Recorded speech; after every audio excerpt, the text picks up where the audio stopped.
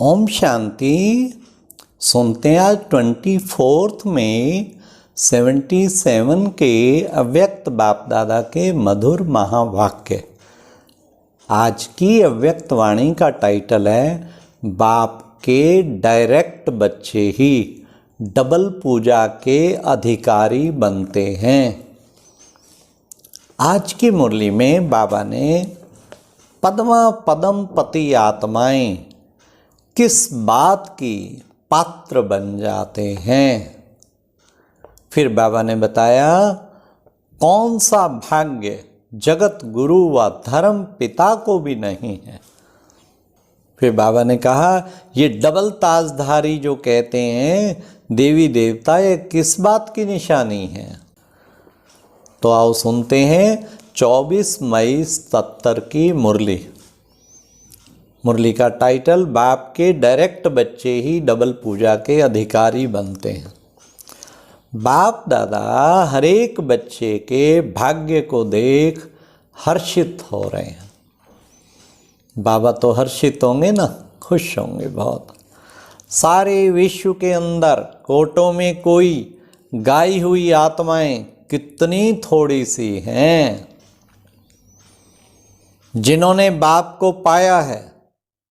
ना सिर्फ जाना, लेकिन जानने के साथ साथ जिसको पाना था वो पा लिया। ऐसे बाप के अति स्नेही सहयोगी बच्चों के भाग्य को देख रहे थे। वैसे सर्व आत्माएं बच्चे हैं, लेकिन आप आत्माएं डायरेक्ट बच्चे हो। शिववंशी ब्रह्मा कुमार और कुमारियां हों। सारे विश्व में जो भी अन्य आत्माएं धर्म के क्षेत्र में व राज्य के क्षेत्र में महान व नामी ग्रामी बने हैं, धर्म पिताएं बने हैं, जगत गुरु कहलाने वाले बने हैं, लेकिन मात पिता के संबंध से अलौकिक जन्म और पालना किसी को भी प्राप्त नहीं होती। कितना बाबा ने नशा चढ़ाया कि तुम बच्चे तो विशेष आत्माएं हो, और पाना था सो पा लिया, ऐसी आत्माएं हो। शिववंशी ब्रह्मा कुमार कुमारियां हो, हाँ, जिन्होंने बाप को पाया है।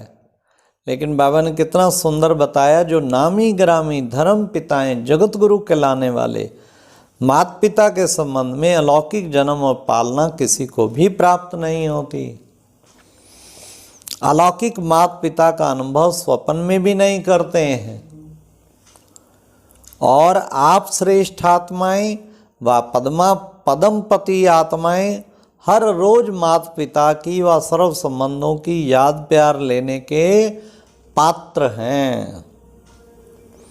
हर रोज याद प्यार मिलती है ना सिर्फ याद प्यार, लेकिन स्वयं सर्वशक्तिवान बाप आप बच्चों का सेवक बन हर कदम में साथ निभाता है।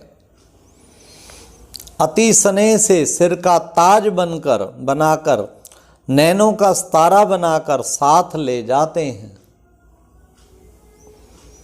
ऐसा भाग्य जगत गुरु व धर्म पिता का नहीं है, क्योंकि आप श्रेष्ठ आत्माएं सन्मुख बाप की श्रीमत लेने वाली हो।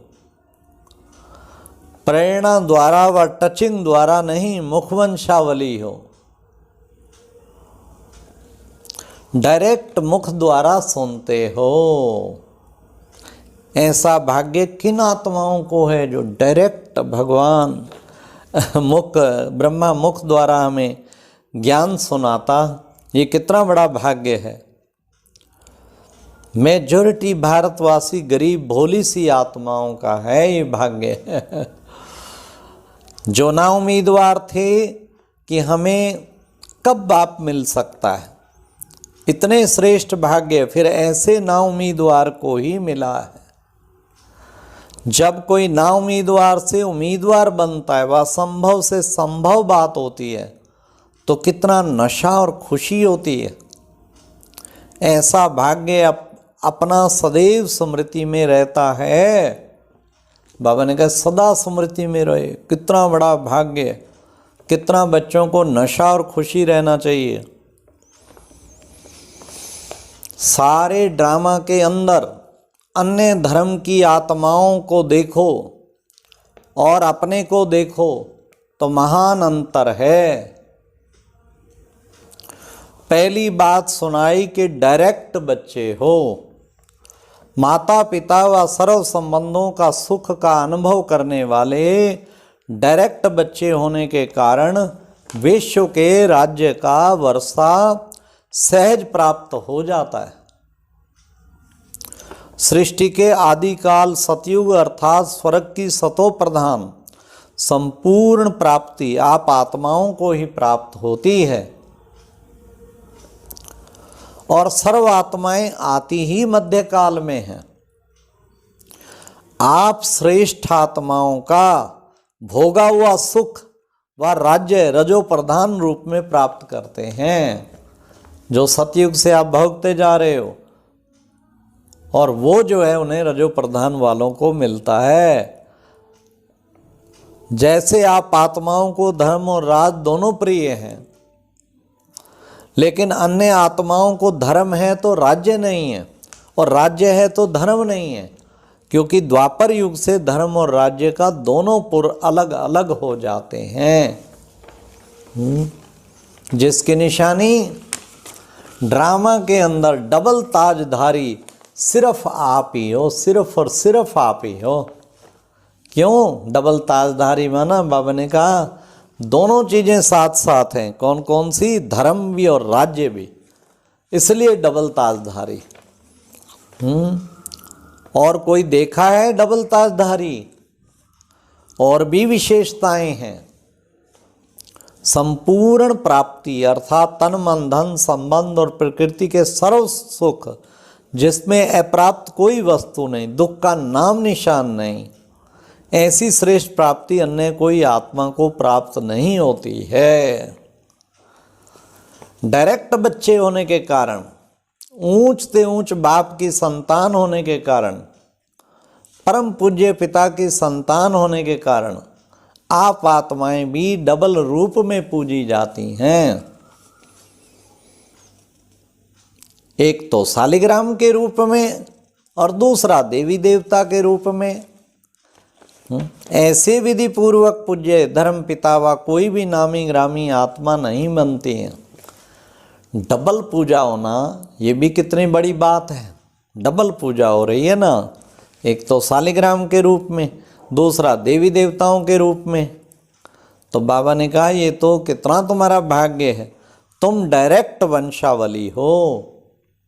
समझा कितने भाग्यशाली हो जो स्वयं भगवान आपका भाग्य बाला करते हैं। सो सदा अपने ऐसे भाग्य को स्मृति में रखो। कितना सुंदर बाबा ने कहा, क्योंकि तुम डायरेक्ट वंशावली हो। और कितने भाग्यशाली हो जो भगवान आपका भाग्य बाला करते हैं। तो सदा अपने को ऐसे भाग्य को स्मृति में रखो। कमजोरी के गीत नहीं गाओ, भाग्य के गीत। वाह मेरा भाग्य, वाह मेरी तकदीर, वो तकदीर याद रखनी है। और कमजोरी के गीत नहीं, हर एक के सामने अपनी कमजोरी बरते, हर एक सामने कमजोरी बाबा को दो, लिख के दो, पर घड़ी घड़ी किसी और को देना, शेयर करते रहना, उससे क्या होगा? कमियों के जर्म्स फैलेंगे। इसकी बजाय अच्छी तरह योग लगा के मुझे अपनी सब कमियां भस्म करनी। चेक करो, आज ही का ये होमवर्क है, अपनी कमियों की लिस्ट निकालो। पहला नंबर सबसे बड़ी कमी मेरी कौन सी है, नंबर 2 पे कौन सी है, नंबर 3 पे कौन सी है, 4 पे, 5 पे, जितने निकले लिखो। और उन कमियों को बाबा कहते आज भस्म करो बस। तो दृढ़ संकल्प से ही भस्म होगी ना, जितना हमारा दृढ़ संकल्प होगा भस्म होता जाएगा। तो बाबा ने कहा तुम डायरेक्ट वंशावली हो। समझा कितने भाग्यशाली हो जो स्वयं भगवान भाग्य बाला करते हैं, आपका भाग्य बाला करते हैं। तो सदा अपने ऐसे भाग्य को स्मृति में रखो। भक्त जो है कमजोरी के गीत, मैं मूरख कल कामी पाप हरो धरता, बोलते हैं ना आरती में, खुद को मूरख खल कामी। बाबा कहते कमजोरी के गीत नहीं गाओ। भक्ति मार्ग का ये है सारा बना हुआ। अब ज्ञान मार्ग में तो वाह मेरा भाग्य, वाह पुरुषोत्तम संगम युग, वाह मेरे प्यारे बाबा, वो गीत गाओ। तो अपने आप से पूछो, भगत हूँ व बच्चा हूँ, समझा अपने श्रेष्ठ भाग्य को। अच्छा, ओम शांति। और अब यह एक बहुत अच्छी वीडियो भी जरूर देखें।